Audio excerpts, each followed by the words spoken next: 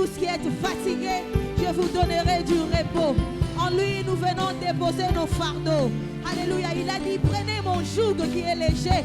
Alléluia. En ce matin, nous venons déposer à ses pieds nos fardeaux, nos problèmes. Tout, Seigneur, nous sommes là devant toi. Est-ce que quelqu'un peut encore élever Jésus? Est-ce que quelqu'un peut encore parler à Jésus? Le banaye na tongo alelo na Yesu suko sopela yo mikumba. Na Yesu suko tika mikumba na ngana makolo na yo. Jésus, Jésus, parle-lui encore. Parle-lui ce matin. Venez à moi, vous tous qui êtes fatigués. Je vous donnerai du repos. Et il a dit les repos de tous côtés. Ce matin, le Seigneur nous donne le repos de tous côtés. Ce matin, il prend nos fardeaux. Ce matin, il essuie les larmes. Ce matin, alléluia, alléluia, il donne des solutions. Ce matin, il est le chama de nos vies. Alors que nous sommes dans sa présence, il va encore nous faire beaucoup de bien. Jésus, alléluia. Est-ce qu'il y a des adorateurs en ces lieux qui peuvent encore élever le voix? Qui peuvent encore élever le voix? Alléluia, Jésus.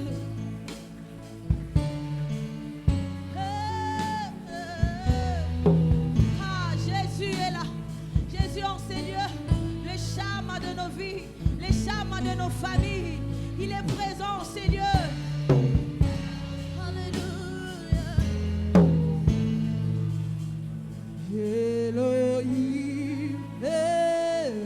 Adonai, Shama, Shama, Shama, Shama. Elohim, Adonai, Shama, Shama, Shama, Shama, Shama,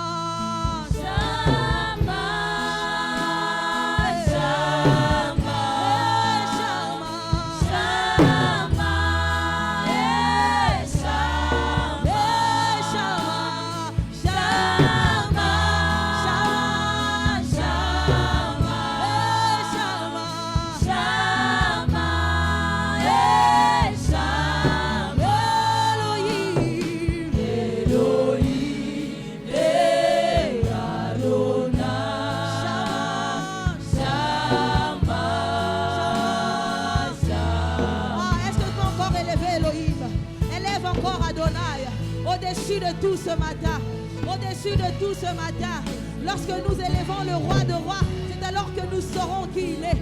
Ce matin, nous venons élevant Jésus, les Shama, les dieux présents au milieu de nous, malgré nos faiblesses, malgré nos difficultés. Il est toujours là, il ne nous abandonne pas. Il a dit, je ne vous délaisserai point, je ne vous abandonnerai point. Il est là au milieu de nous, il est là au milieu de nous. Jésus,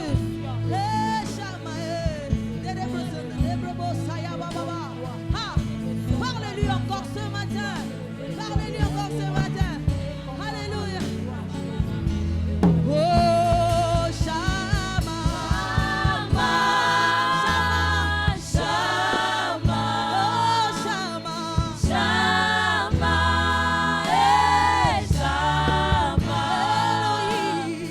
Elohim, Adonai, Shama,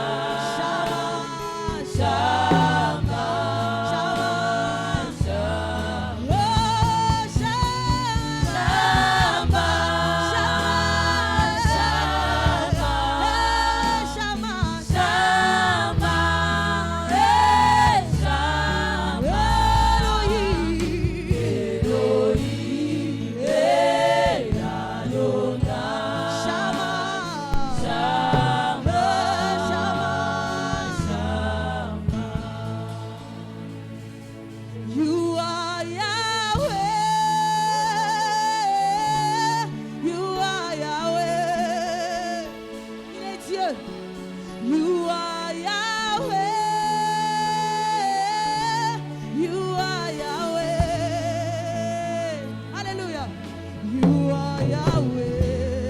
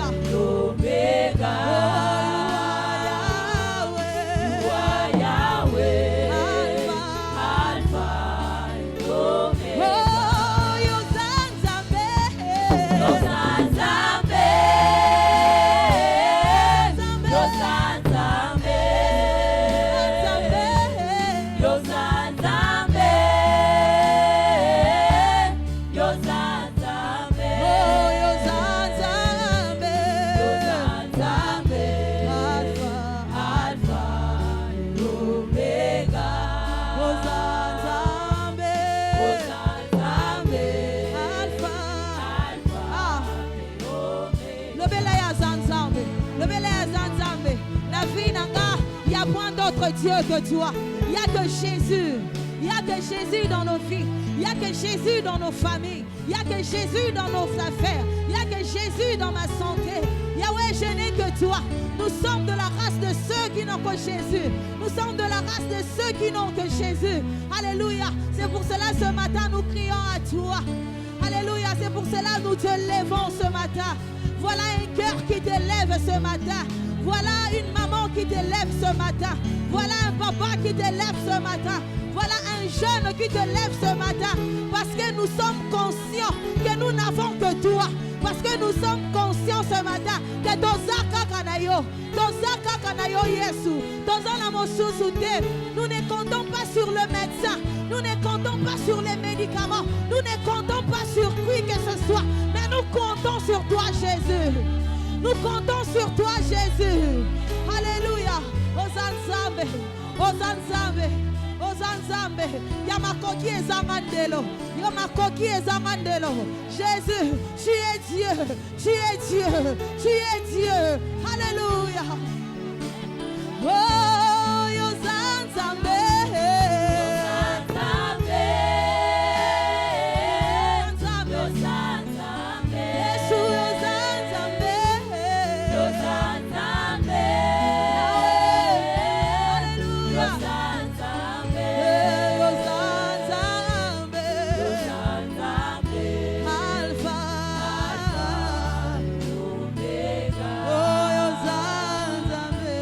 Yosanzambe.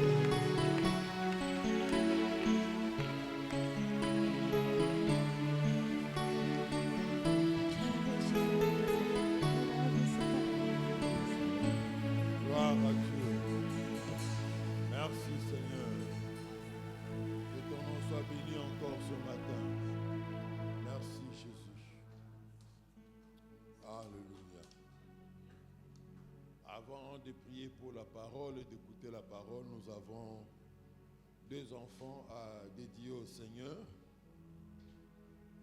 J'appelle premièrement les parents Toumba Mwanza Grâce et Nyembo Kalenge Ibrahim pour la présentation de l'enfant Mwenge Nyembo Feza. Le pasteur Michel va s'avancer pour prier pour.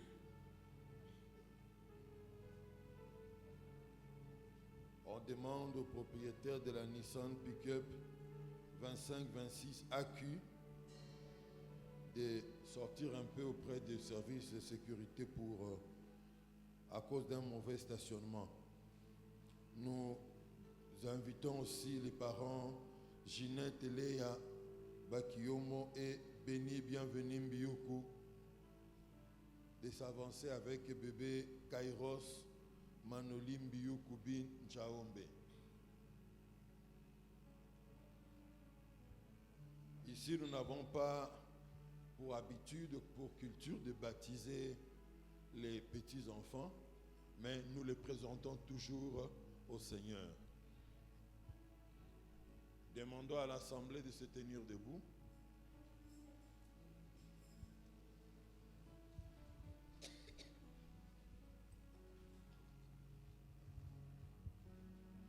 Élevons nos voix et prions pour ces enfants.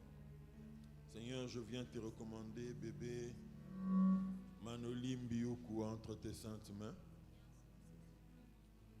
Oh Dieu, tu connais la vie de cet enfant avant même qu'il vienne au monde. Tu avais un projet merveilleux, Seigneur, pour ce couple, celui de leur donner cet enfant. Je te recommande, Seigneur, la vie de Mbiyuku Kairos entre tes saintes mains. Bénis cet enfant.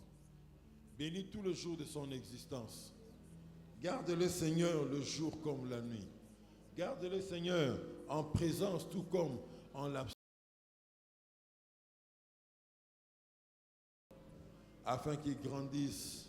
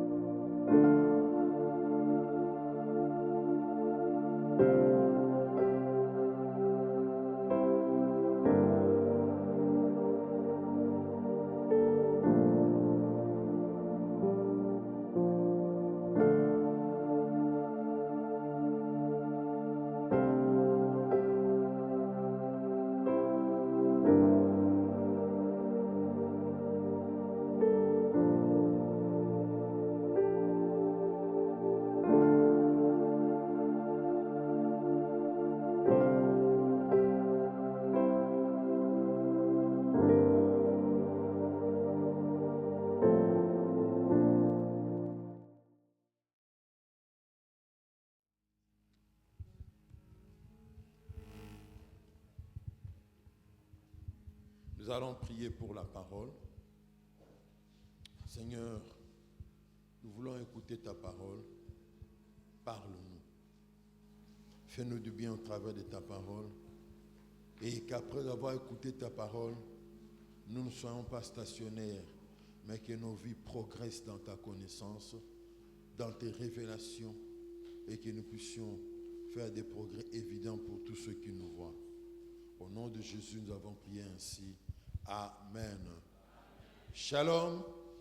Est-ce qu'on peut dire shalom à votre voisin, à votre voisine? Dimanche passé, vous nous avez fui à cause de la pluie. Hein? Même quand il y avait un deuxième culte, vous n'étiez pas venus. Bon, moi, non. Hein? Je crois que vous allez vous rattraper en semaine pour récupérer le retard. Non. Quand on manque un dimanche, c'est fini.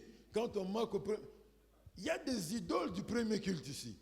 Dieu doit vous délivrer de cette idolâtrie-là. Quand je rate le premier culte, c'est fini. Changez, répentez-vous. Je n'avais pas prévu de dire ça, mais le Saint-Esprit m'a amené là-bas. Je vous présente notre orateur du jour, Papa Aimé Munzimba. Il travaille au ministère Association internationale Foyer pour Christ.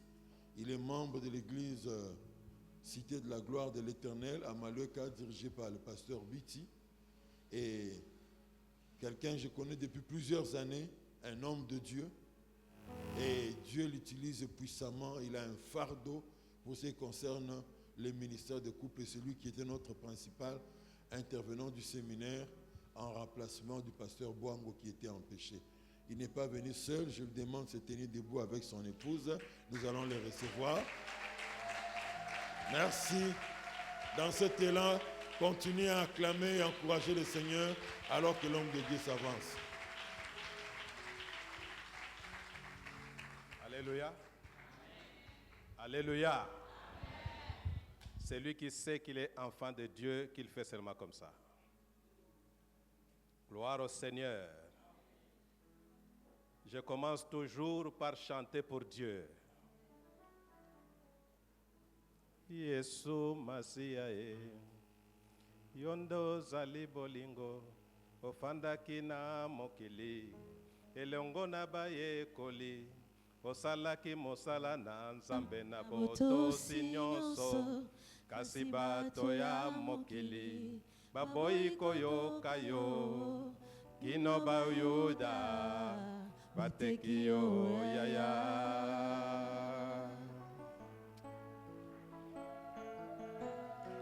Pona boli monangai, balingaki konyo kwama.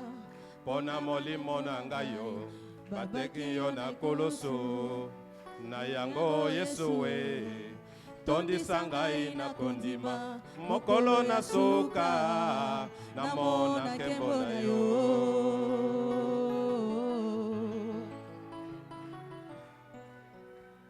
Éternel Dieu, notre Père, nous avons besoin de ta gloire. Tu es Dieu et tu resteras Dieu d'éternité en éternité. C'est toi qui as mis cette parole dans la bouche de son serviteur. Les clés de l'harmonie conjugale. C'est parce que, Seigneur Dieu, notre Père, tu as quelque chose à résoudre dans nos foyers, dans nos maisons. Éternel, descends ton esprit maintenant qu'il nous parle. Et que nous puissions disparaître au nom de Jésus. Amen. Amen. Je veux dire merci au pasteur. Ce sont nos encadrés spirituels. Moi, je suis le frère aimé. Je ne suis pas pasteur. Nous sommes encadrés par les pasteurs. Ils sont très nombreux. Que vous soyez bénis, pasteur. Et que Dieu garde votre ministère et votre foyer. Amen. Nous avons parlé pendant la semaine sur un thème important, les clés de l'harmonie conjugale. Les premiers jours, nous avons défini les concepts clés. Nous avons défini le concept harmonie. Nous avons dit que l'harmonie n'est rien d'autre que le fait d'ajuster deux personnes qui ont des caractères différents, qui ont des manières différentes de raisonner, mais vous les mettez ensemble, vous ajustez pour que leur mariage donne la joie et la paix. Et nous avons dit pour que cela soit possible, il y avait deux conditions. La première condition, il a fallu qu'il y ait l'équilibre personnel. Que la femme, que l'homme soit équilibré et que leur équilibre fasse naissance à l'équilibre relationnel. Enfin, nous avons d'abord commencé par dire qu'un foyer où Dieu n'est pas au centre n'est pas un foyer. Ce n'est qu'un ensemble de deux personnes qui s'amusent parce que Dieu est le seul qui peut bâtir. Le deuxième jour, nous avons parlé d'un thème, le respect mutuel. Nous avons parlé du respect dans toutes ses formes. Qu'est-ce que nous appelons respect? Pourquoi nous devons nous respecter dans le foyer? Pourquoi nous devons vivre ensemble? Comment nous devons respecter? Qu'est-ce que nous faisons qui ne soit pas du respect? Le troisième jour, le frère nous a parlé du pardon, de la transparence et de tout ce qui reste comme clé pour le foyer. Aujourd'hui, nous allons parler d'un thème important. Dites à votre frère, nous parlons d'un thème important.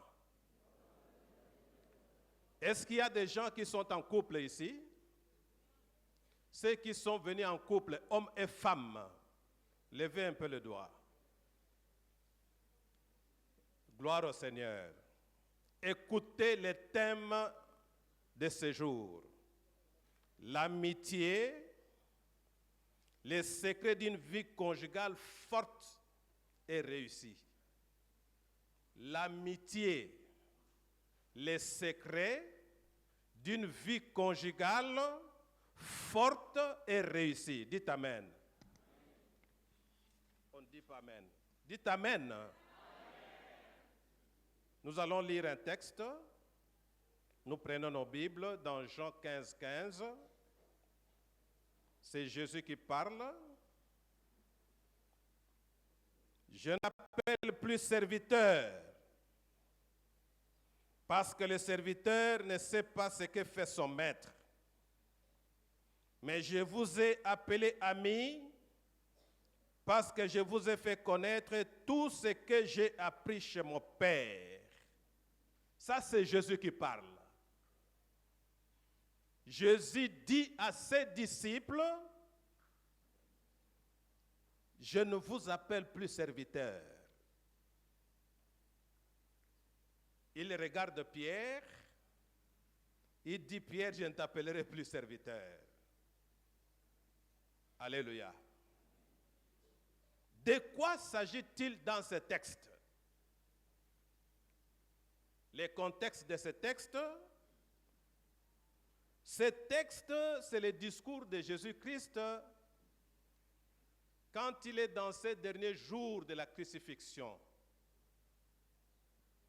Jésus est en train de se préparer pour aller à Golgotha. Il parle devant ses disciples. Il est en train de souligner les changements d'une relation.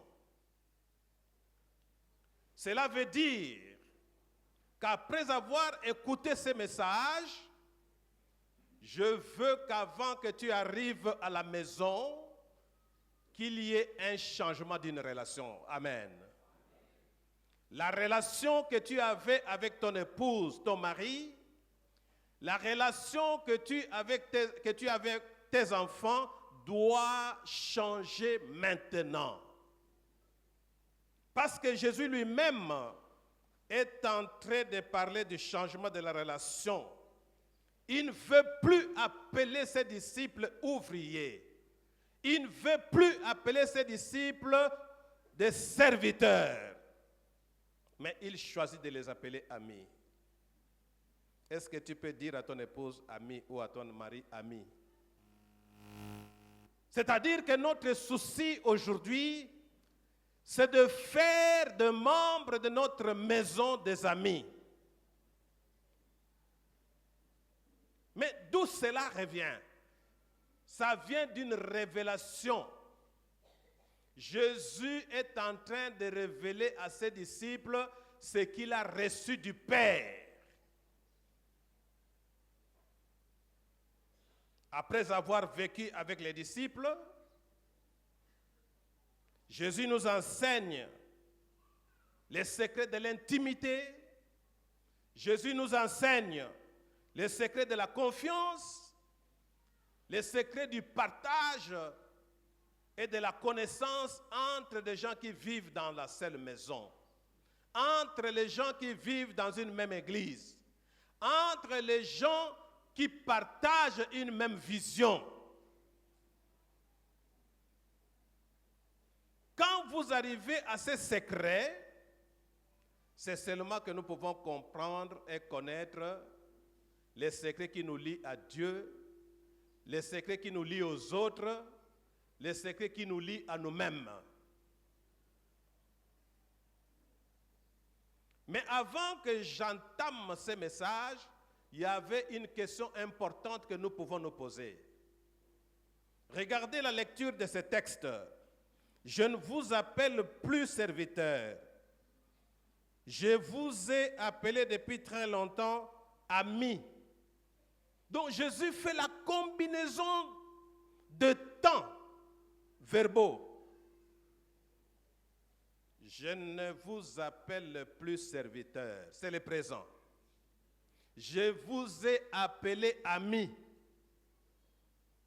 Deux temps. Nous devons savoir pourquoi Jésus utilise les deux temps. D'abord, il y a le temps présent. Ensuite, il y a le temps passé. Mais Jésus devrait commencer par le temps passé pour terminer avec le temps présent. Mais Jésus utilise le présent pour marquer un changement qui avait déjà commencé. C'est-à-dire que malgré que Jésus vivait avec ses disciples, malgré que les disciples se considéraient comme serviteurs, mais pour Jésus, ce n'étaient pas des serviteurs. Pour Jésus, c'était des amis. Malgré que Jésus ne leur avait pas encore dit que vous êtes mes amis, mais la manière de vivre de Jésus avec les serviteurs, la manière de se comporter de Jésus avec les serviteurs, Jésus se comportait déjà comme des amis. Voilà pourquoi un jour, Jésus s'est permis même de laver leurs pieds. Alléluia. Parce que pour Jésus, ils étaient déjà des amis. Et il les dit, il les témoigne, il dit, je vous ai appelés amis depuis longtemps. C'est-à-dire que pour Jésus, devenir ami est un processus. Ça a commencé dans le passé, ça va vivre dans le présent et ça va continuer dans l'avenir. Dites Amen.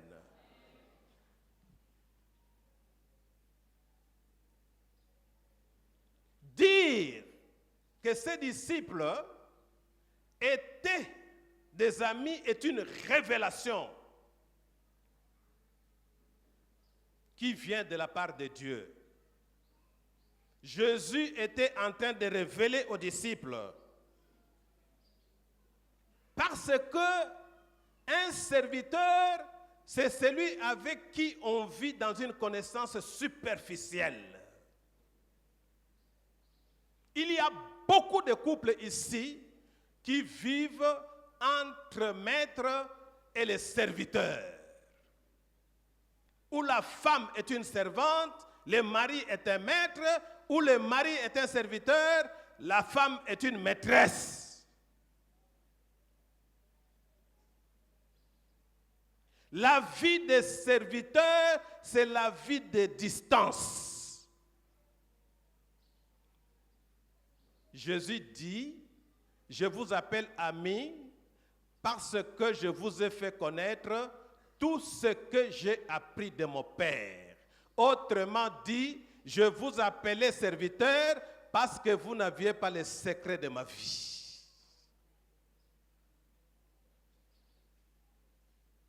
Il y a beaucoup de couples ici où il y a une différence entre l'homme et la femme. On ne se connaît pas les secrets de la vie. Il y a une grande différence. Il y a un grand éloignement. Il y a une grande distance. On vit ensemble, mais on n'est pas ensemble. Alors je pose la première question. Est-ce que votre mari vous connaît? Vous répondez par cœur. Ne montrez pas les doigts. Est-ce que votre mari vous connaît? Est-ce que votre femme vous connaît? Est-ce que vos enfants vous connaissent? Parce que le serviteur ne connaît pas réellement son maître. Et cela faisait mal au cœur de Jésus. Il dit, je ne vous appellerai plus serviteur. C'est-à-dire que le temps où Jésus était avec ses disciples, ça faisait mal au cœur de Jésus parce que les serviteurs ne le connaissaient pas. Voilà pourquoi un jour, il pose la question au serviteur, qui dit-on que je suis? Moi. Un serviteur lui dit, on dit que tu es Jean-Baptiste. C'est-à-dire il ne connaissait pas Jésus.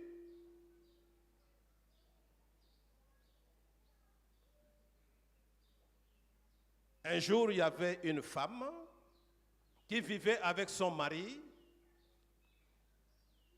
La femme avait perdu sa santé alors qu'elle était d'une très bonne santé quand elle grandissait. À chaque fois quand il dormait, la femme se réveillait et prenait l'album. Elle commence à regarder l'album. Qu'est-ce qu'elle a remarqué dans l'album? Elle voit que le début de sa vie, c'était une bonne santé. Et au fur et à mesure qu'ils vivaient ensemble dans le couple, la santé se détériorait. La femme n'avait pas de sommeil. Et la femme regardait son mari pendant qu'il dormait. Un jour, le mari se réveille au sommeil, il commence à crier, « Oh, Ndoki, Ndoki, sorcier, sorcier !» La femme dit, non, non, non, non, calme-toi. Je ne suis pas sorcier, c'est toi qui es sorcier. Regarde un peu l'album. La femme commence à lui raconter comment il était à l'école, comment il a grandi, comment il a maigri. C'est une histoire entre un couple où l'homme ne connaît pas la femme, où la femme ne connaît pas l'homme.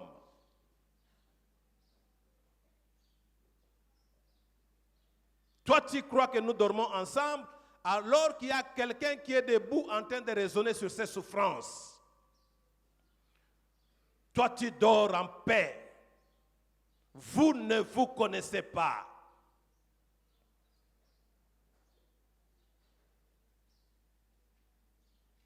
Il y a beaucoup de couples qui se limitent aux tâches et aux rôles. Je suis le mari, elle est l'épouse. Là, ce sont des enfants. Ça signifie que quand vous vivez dans la maison, s'il faut préparer, c'est l'épouse. S'il faut laver les assiettes, c'est l'épouse. S'il faut gronder, c'est le mari. Et ça, c'est quelle relation de couple? Dieu n'a pas mis un couple pour les rôles seulement. Pourquoi dans nos couples, nos relations sont limitées au rôle? Voilà une relation de serviteur. Vous êtes investis seulement pour des rôles. Il y a des couples, on ne se connaît pas. La femme ne connaît pas qu'est-ce que l'homme a en poche. L'homme ne connaît pas qu'est-ce que la femme a en poche. Un jour, on pose la question à une femme, ton mari travaille où? Elle répond en ville. Alléluia. Mon mari travaille en ville. En ville où? Oh non, elle va en ville, il se lève le matin, il prend le bus, il va en ville. Combien d'années de mariage vous avez? 20 ans. Comment est-ce que deux personnes avec 20 ans d'expérience, la femme ne connaît pas où travaille son mari?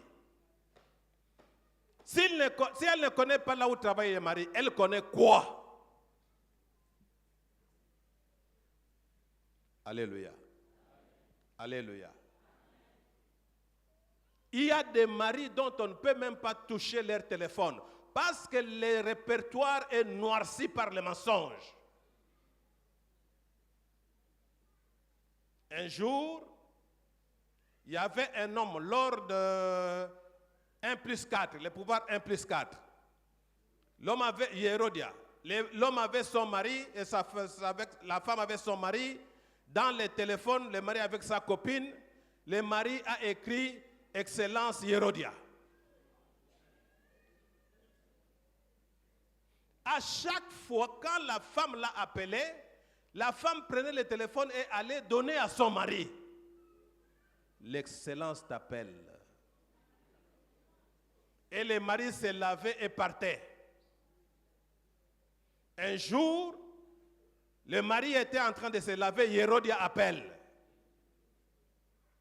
Ça sonne, ça sonne, ça sonne. La femme dit, nous allons rater l'argent. La femme dit, non, je vais prendre le téléphone pour dire à son excellence que le mari se lave.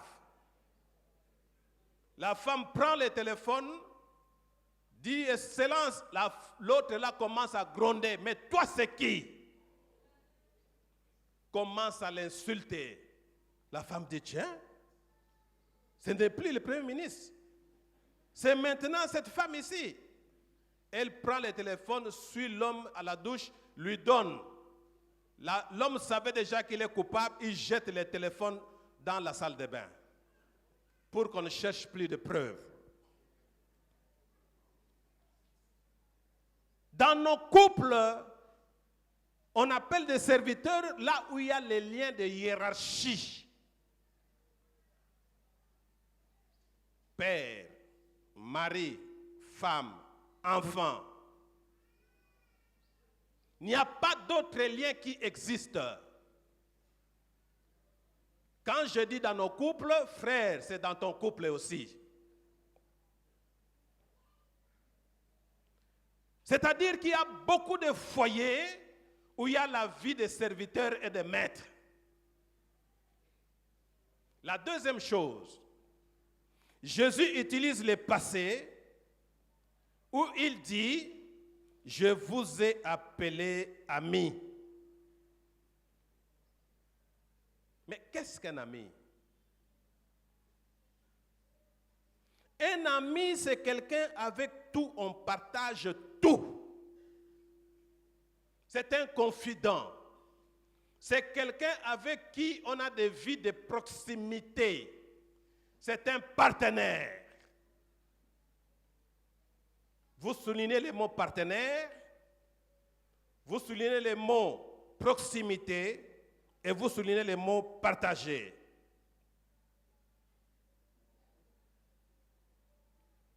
Un ami connaît tout ce que l'autre fait. Un ami connaît tout ce que l'autre est et tout ce que l'autre a. C'est-à-dire, il doit te connaître qui tu es vraiment. Beaucoup de couples, les conjoints ne connaissent pas qui est l'autre avec moi. Il y avait un frère qui était intercesseur, il priait beaucoup. Il avait une femme qui ne le respectait pas, qui ne voulait pas de tout ce qu'il faisait. Les frères aimaient la femme, mais aimaient beaucoup aussi Dieu. Les frères font un jeûne de 10 jours. Dans le jeûne, ils demandent à Dieu, fais-moi connaître cette femme. Amen. Fais-moi connaître qui est cette femme qui vit avec moi. Les 10e jour, Dieu lui révèle.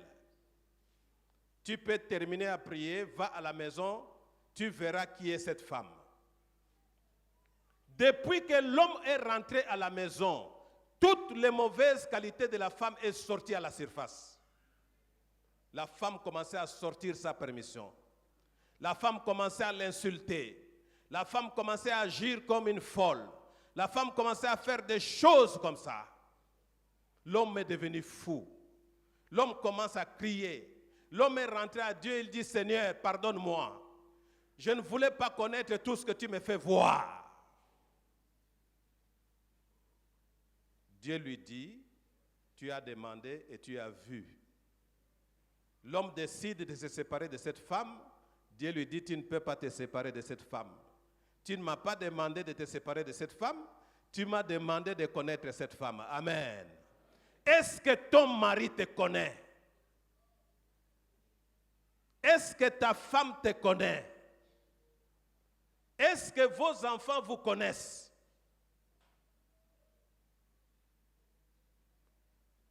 Il y a un problème dans des couples.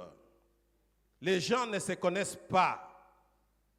Parce que dans le mariage, il ne suffit pas de faire Il ne suffit pas de donner, il ne suffit pas d'agir, mais il faut aussi qu'on te connaisse. Qui es-tu? Qui es-tu?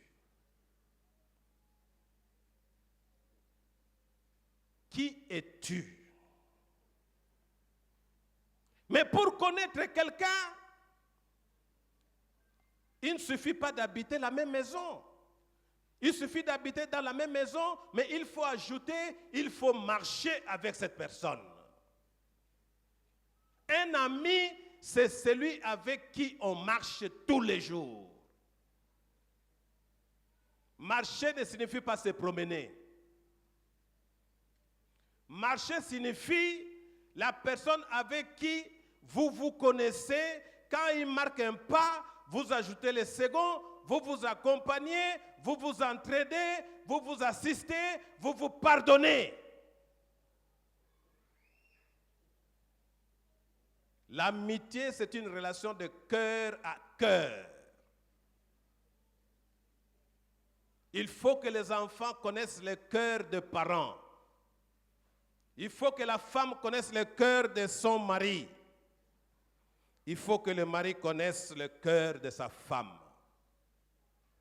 Alors je pose la deuxième question. Que faut-il faire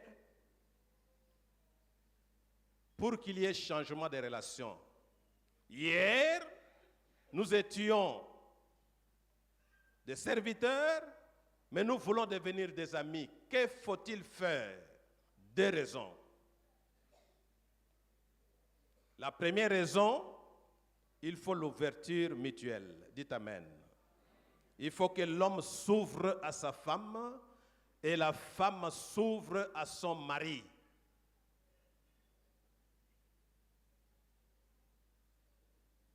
La première chose, c'est l'ouverture mutuelle. L'ouverture, c'est une disposition de cœur. Une disposition de cœur, une attitude où l'homme accepte d'ouvrir son parvis intérieur à son épouse et vice-versa.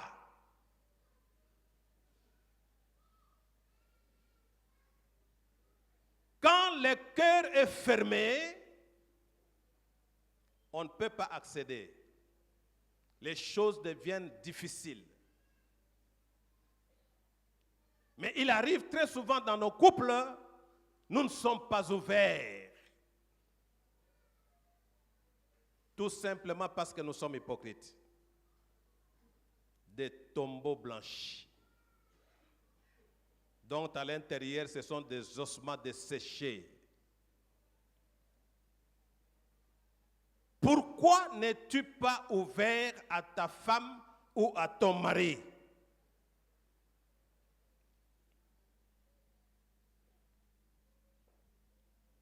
Quand le cœur n'est pas ouvert, il y a la relation entre serviteur et maître. C'est-à-dire qu'il y a des secrets que vous ne voulez pas que l'autre sache. Quels sont ces secrets? Et pourquoi vous les gardez?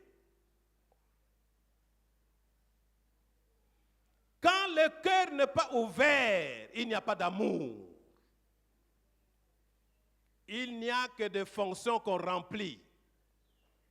C'est pourquoi vous allez voir dans des couples, vous appelez votre épouse ou vous appelez votre mari, il vient malgré lui ou malgré elle. Il fait malgré lui ou malgré elle. Mais au fond, il n'y a pas d'amour. Parce que tu n'es pas ouvert à l'autre. Dites Amen. Est-ce que tu es ouvert à ton mari? Quand le cœur est fermé, il n'y a pas d'intimité entre l'homme et la femme. Il n'y a pas d'intimité entre les parents et les enfants. Il y a des gens qui ont un cœur dur, comme Satan. Dieu nous appelle d'être ouverts, d'ouvrir nos cœurs pour nos partenaires. Ouvrir le cœur veut dire vivre dans la transparence avec l'autre.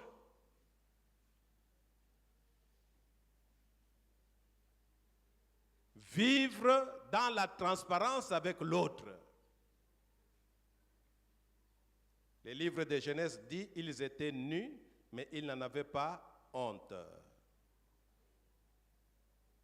Ils étaient nus, mais ils n'en avaient pas honte. Mais toi, tu as honte de montrer l'argent à ta femme. Il y a même des gens qui ne savent pas s'habiller devant leur conjoint. Pour s'habiller, il doit aller se cacher. Tu caches quoi? Alléluia. Les faits des actes que vous posez, ce sont des actes d'infidélité. Ce sont des signes qui montrent qu'il y a quelque chose qui ne va pas. Parce que là où on cache des choses, il n'y a pas de transparence, il n'y a pas d'amour, il n'y a pas d'amitié. Là où c'est fermé, il n'y a pas de compréhension. C'est pourquoi le conjoint dit toujours, cet homme-là, je ne le comprends pas. Amen. Cet homme-là, je ne le comprends pas. Cette femme-là, je ne la comprends pas. Comment deux personnes qui vivent dans le même lit, mais ils ne se comprennent pas?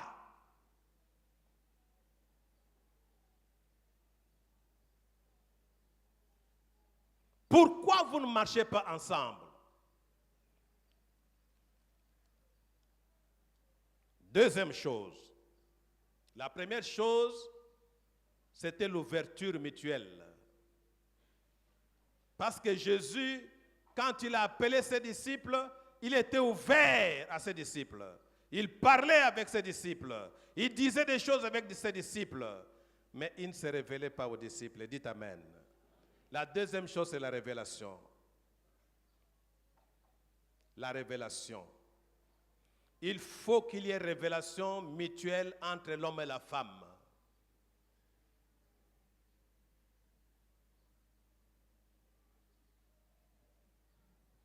Je vous ai dit tout ce que j'ai appris de mon Père.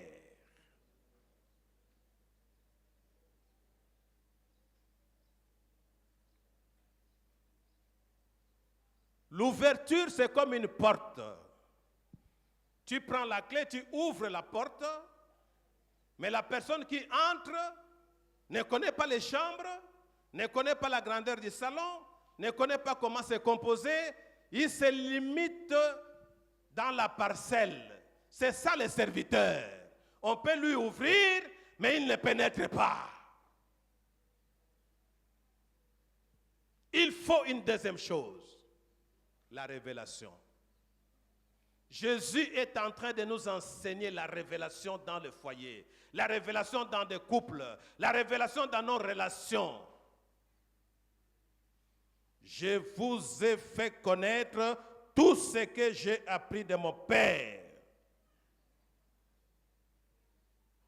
La révélation, c'est permettre à l'autre d'entrer dans cette maison que tu as ouverte. Alléluia. Tu lui as ouvert la maison, tu lui as ouvert la porte, maintenant tu lui permets d'entrer dans cette porte. Tu lui fais voir, ça c'est la chambre des parents, ici c'est la chambre des enfants, là-bas c'est la toilette, là-bas. Mais toutes les chambres que tu montres, ce sont les composantes de ton cœur.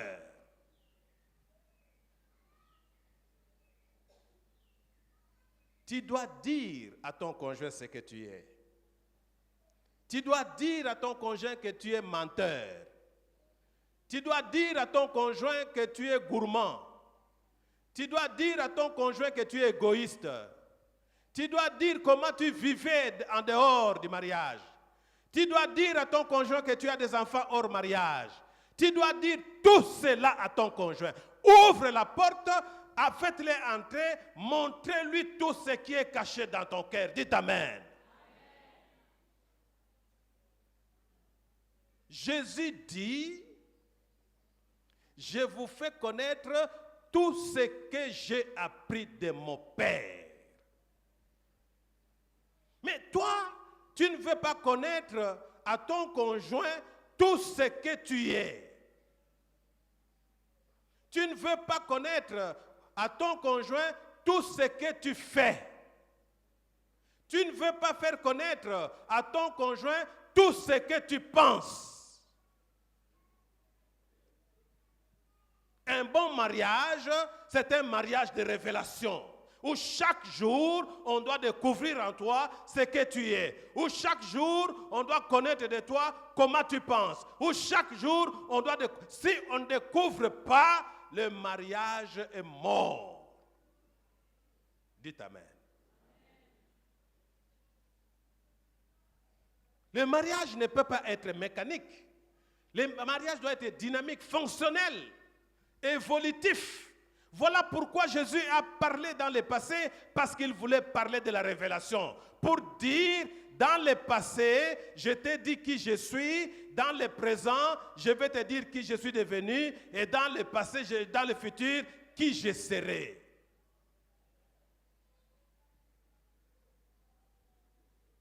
Il y a des gens, on te menace au boulot, tu prends cette colère, tu viens renverser ça à la famille.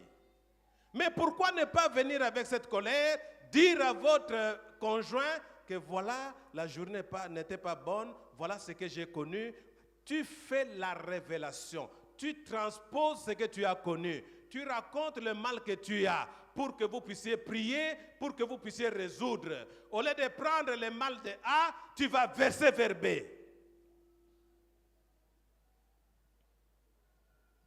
Alléluia. Jésus dit à ses disciples, je vais vous faire connaître tout ce que j'ai appris de mon Père. C'est-à-dire qu'il y a une condition pour être un véritable révélateur dans des foyers. Pour révéler toutes ces choses à ton conjoint, il faut être un modèle. Il faut être un modèle. Parce que Jésus était modèle devant les disciples. Il dit, ce que j'ai appris de mon Père. Dans Jean 5, 20, Dieu est en train de dire ce qu'il a appris à Jésus. Comment guérir les malades, comment ressusciter les morts, comment prier, comment faire des miracles. Jésus ne connaissait pas, c'est son Père qui lui a appris. Et Jésus a appris, Jésus a compris, Jésus devient modèle. Il dit à ses disciples, vous aussi vous ferez cela. Dites Amen. Comment est-ce que ton conjoint fera ce que tu veux qu'il fasse alors que tu n'as pas été modèle pour lui, tu n'as pas été modèle pour elle? Tu n'apprends pas à ton conjoint ce qu'il faut faire. Tu n'apprends pas.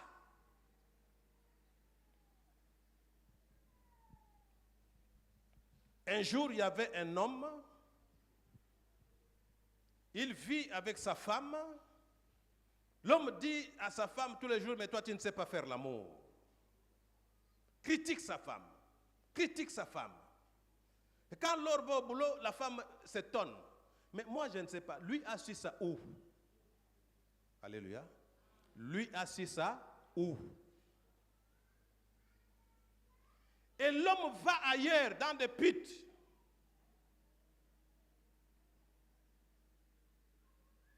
Après quelques jours, il tombe malade, sida. Ne cherchez pas à aller apprendre là où vous aurez la mort. Ne cherchez pas à aller apprendre là où vous aurez des difficultés. Il faut chercher à apprendre là où Dieu vous a placé dans la simplicité. Il faut chercher à apprendre là où Dieu vous a mis avec amour, avec amitié. Là où vous allez apprendre calmement, tranquillement, sans problème. Il y a beaucoup de gens qui sont devenus amis des téléphones, des réseaux sociaux. Ils cherchent des choses. Mais appelle ton mari, demande-lui. Formez votre scène. Créez votre façon de vous embrasser. Créez votre façon de rire. Créez votre... On appelle ça faites de l'autre une marque déposée. Pourquoi tu ne veux pas faire de ton mari une marque déposée? Pourquoi tu... Moi, je connais une femme qui disait à son mari, moi, je veux que tes cheveux regardent comme ça. Et tu peux faire de ton conjoint ce que tu veux qu'elle soit. Tu peux faire de ton conjoint ce que tu veux qu'elle soit. Parce que vous êtes en collaboration, vous avez des proximités. Tu peux faire de ton enfant ce que tu veux que l'enfant soit. Vous laissez éloigner vos partenaires. Laisser l'autre loin, c'est de faire de l'autre un serviteur.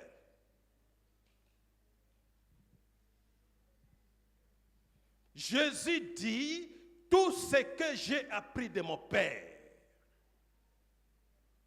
tout ce que tu apprends dans le travail, tout ce que tu apprends à l'école, tout ce que tu fais, même si tu es docteur, ta femme est diplômée d'État, ton premier devoir, c'est d'élever le niveau de ta femme. Au lieu de se moquer d'elle, tu n'es pas intelligente, tu n'as pas étudié, tu n'as pas... Non, l'amour ne critique pas. L'amour élève. L'amour élève. L'amour élève. L'amour élève. Alléluia. Dieu n'a pas permis que tu sois docteur pour rien. C'est justement pour épouser cette D6 et que tu l'élèves jusqu'à être licencié. Comme ça, vous allez bien discuter à la maison. La proximité.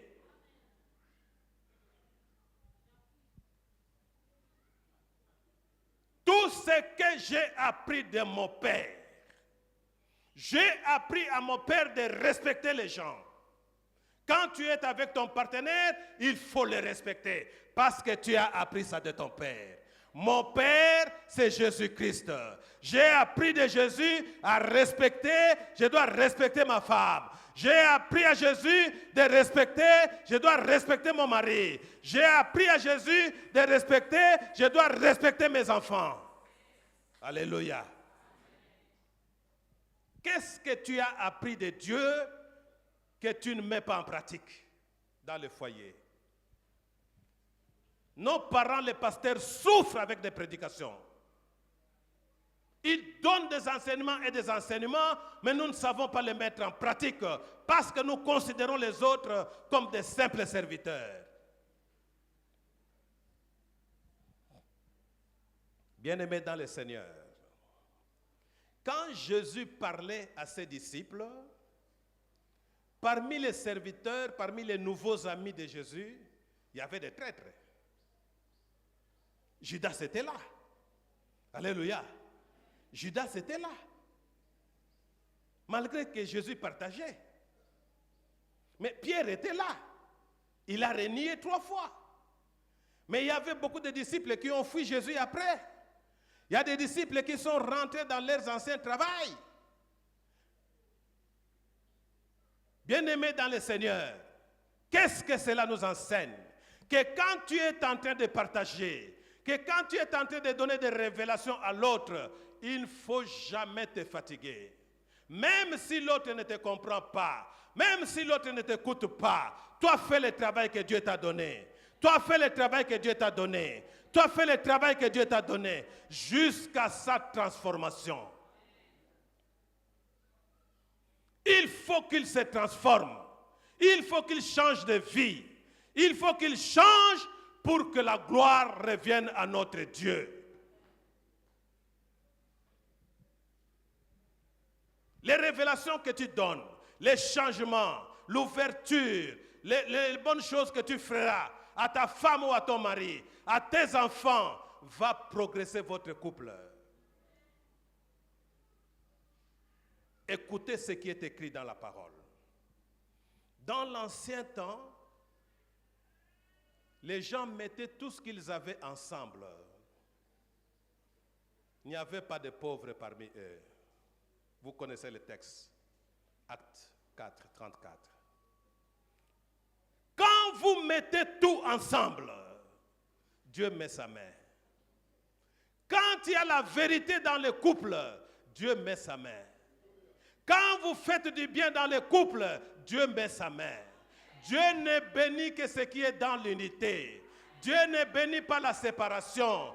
Dieu ne bénit pas la haine. Dieu ne bénit pas le divorce. Dieu ne bénit pas la méchanceté. Dieu veut que le couple mette les choses ensemble. Dieu veut que le couple mette l'argent ensemble. Dieu veut que le couple mette l'éducation des enfants ensemble. Dieu veut que le couple travaille ensemble. Et il mettra sa main. Parce qu'il est Dieu d'éternité en éternité. Il est ce Dieu qui bénit le couple. Il a besoin de bénir ton couple. Tu te poses des questions. Pourquoi mon couple n'avance pas? La réponse, tu n'es pas un bon révélateur. Tu n'es pas un bon révélateur. Mais qu'est-ce qui te bloque pour que tu sois un bon révélateur? Tu ne vas pas aller partager à ton ami pour que ton ami grandisse ou pour que ton ami devienne plus grand que toi. Non! C'est tout simplement pour la gloire de Dieu. Même si lui ne te donne pas, toi tu lui donnes. Toi tu lui donnes. Toi tu lui donnes. Toi tu lui donnes. Lui ne donne pas. Un jour, il sera dans la route. Il va dire, mais cette femme, cet homme, moi je ne fais pas. Pourquoi il fait? C'est pour la gloire de Dieu. Il faut que Dieu se glorifie dans les actes que tu poses dans le mariage. Deuxième chose, c'est pour que toi aussi tu saches qu'est-ce que tu es allé faire dans le mariage.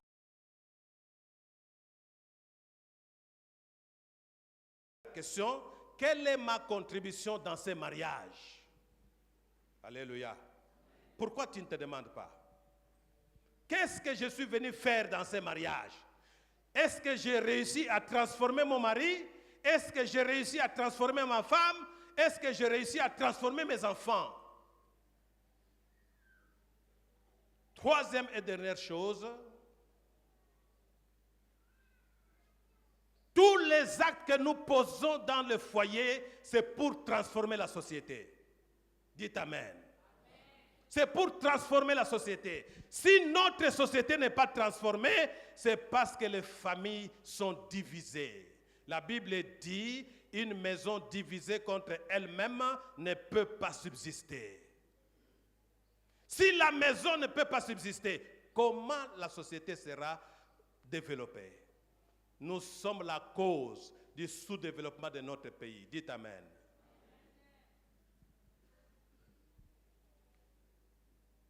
Un jour, j'ai posé la question à un couple, pourquoi vous n'avez pas de parrain?